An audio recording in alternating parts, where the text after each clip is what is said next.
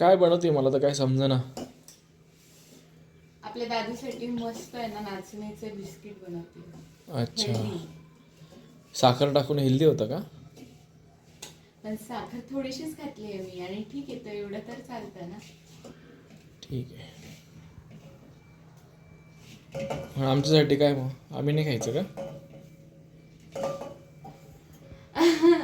सर्वांसाठीच आहे पण पिल्लूसाठी जास्त वेळ आहे ना. आपण बाहेरचं त्याला देत नाही, बाहेरचे बिस्किट. ठीक हे आहे. घरचे दिलेलं अगदी बेस्ट ना. हे या पद्धतीने असं मळून मळून घेतलंय मी पीठ.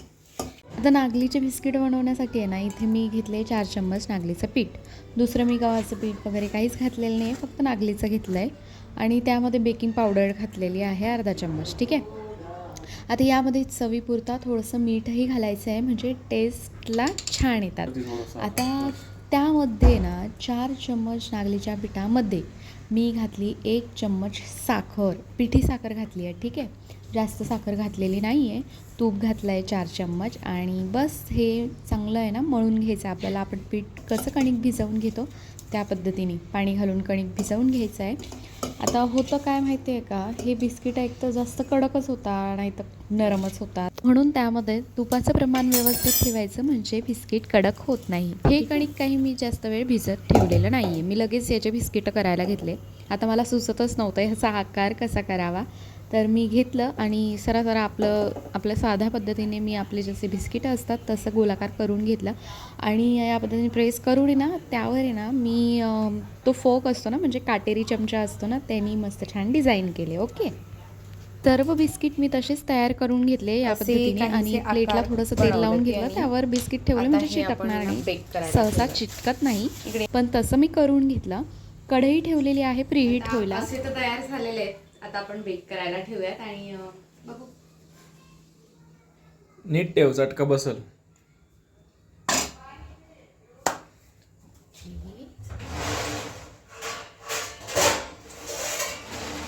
यावर आपण ताट ठेवून आणि आता कमी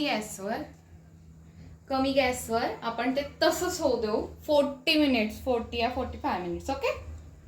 40 किंवा 45 मिनिटं मराठीत सांग. 40 किंवा 45 मिनिटं ते आपल्याला बेक होऊ द्यायचे. मग नंतर आपण बघूयात कसं झालेत आपले बिस्किट. मी तर खूप एक्सायटेड आहे आणि काय माहिती फर्स्ट टाइम बनवते, भीती पण वाटते होतं की नाही. दरवेळेस असंच म्हणते आणि खूप छान बनवतेस. आई राहू द्या. आम्हालाच वेड्यात काढते तू, राहू दे. राहू द्या.